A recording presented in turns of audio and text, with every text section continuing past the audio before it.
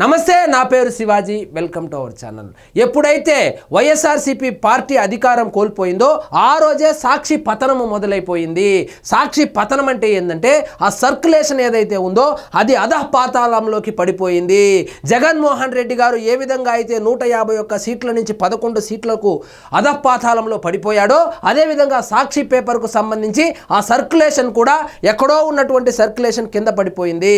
So ఆ circulation ఏదైతే ఉందో ఈ పేపర్కు సంబంధించి అదేవిధంగా సాక్షి మీడియా టీవీలో సాక్షి న్యూస్ ఛానల్లో ఆ టీఆర్పీ రేటింగ్ ఏదైతే ఉందో అది ఎందుకు ఎక్కువగా ఉండింది అంటే ముఖ్యంగా సాక్షి పేపర్కు సంబంధించి ఈ సాక్షి పేపర్ను ప్రభుత్వ ధనం వెచ్చించి ఈ వాలంటీర్లు కావచ్చు, సచివాలయాలు కావచ్చు, ఒక్కొక్కరికి 2 పేపర్లు ఇవ్వమని చెప్పి సర్క్యులేషన్ పెంచుకొని సర్క్యులేషన్ ఎక్కువగా ఉందని చెప్పి ఆ ప్రకటన రూపంలో కూడా డబ్బులు కొట్టేసినటువంటి విషయం మనకు అందరికీ తెలిసిందే. ఆ విషయానికి సంబంధించి చాలాసార్లు వీడియోలో కూడా మనము చర్చించుకున్నాము. సో ఈ సాక్షి పేపరు ఎంత దిగజారిపోయిందంటే నిన్నటికి నిన్న హరిహర వీరమల్లు అనేటువంటి ఒక సినిమాకు సంబంధించి ప్రైమ్ టైంలో దాదాపు 2 గంటల పాటు ఒక ఈశ్వర్ అనేటువంటి ఒక జర్నలిస్టు, ఆయన ఎడిటర్ ఏదో అనుకుంటాను, ఆయన 2 గంటల ప్రోగ్రాము, సినిమానే 2.5 గంట అంటే ఈయన 2 గంటల ప్రోగ్రాం నడిపాడంటే ఎంత స్టాండర్డ్స్ మెయింటైన్ చేస్తా ఉన్నారో ఒక్కసారి ఊహించుకోండి.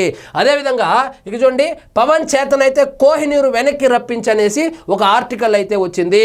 ఈ ఆర్టికల్ చదివినటువంటి కూటమి కార్యకర్తలు కావచ్చు, ముఖ్యంగా పవన్ కళ్యాణ్ గారి అభిమానులు, సరే పవన్ కళ్యాణ్ గారి చేతనైతే కోహినూరు వెనక్కి తెప్పిస్తాడు, మీకు చేతనైతే వైఎస్ వివేకానంద రెడ్డిని వెనక్కి తీసుకొని రాగలుగుతారని కూడా కౌంటర్ వేస్తున్నారు. సో ఒక ప్రధాన పత్రిక ఇలాంటి లేఖి న్యూస్ రాయడము ఎక్కడైనా ఈ దేశంలో కాదు, ఈ రాష్ట్రంలో కాదు, ఈ ప్రపంచంలో ఎక్కడైనా చూసారా?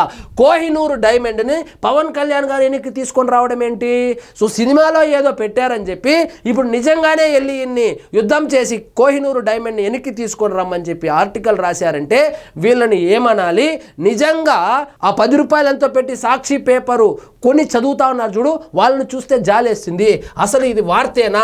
పవన్ చేతనైతే కోహినూరు వెనక్కి రప్పించు అనేది ఒక వార్త, దాన్ని ప్రధాన శీర్షికలో వేశారంటే వీళ్ళు ఎంత దిగజారిపోయారో మనకి ఇట్టే అర్థమవుతుంది.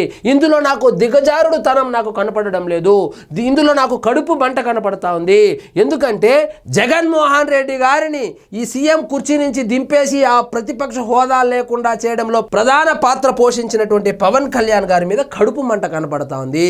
ఇంకోటి చూడండి, అబ్బా ఓ పనైపోయాడు, సినిమా ఫ్లాప్ అని ఒప్పేసుకున్నాడని చెప్పి నారా లోకేష్ గారి ఫోటో మరియు పవన్ కళ్యాణ్ గారి ఫోటో పెట్టి ఆల్రెడీ సినిమా హాల్లో ఆడుతూ ఉండగా ఫ్లాప్ అని చెప్పి ఫ్లాప్ అని రిలీజ్ కాకముందు వారం నుంచి రిలీజ్ అయిన తర్వాత రోజుకు కనీసం 2 గంటలు సాక్షి న్యూస్ ఛానల్లోనూ అదేవిధంగా ఇలాంటి పనికి మాలినటువంటి చౌకబారినటువంటి ఆర్టికల్ సాక్షి పేపర్లో రాసుకుంటూ అసలు రాష్ట్రంలో ఏమీ సమస్యలే లేనట్లు, అసలు ఎందుకు 151 సీట్ల నుంచి 11 సీట్లు పడిపోయామని చెప్పి విశ్లేషణ చేయకుండా ఇట్లాంటి పనికి మాలిన ఆర్టికల్స్ రాసుకుంటూ కాలయాపన చేస్తున్నారు.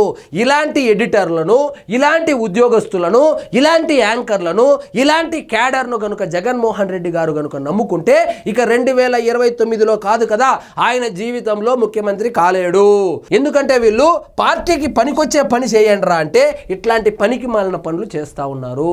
సో ఇదండి ఈరోజు మన టాపిక్. మీకు ఈ వీడియో నచ్చినట్లయితే లైక్ చేయండి, షేర్ చేయండి, ఛానల్ మాత్రం సబ్స్క్రైబ్ చేసుకోవడం మర్చిపోవద్దు.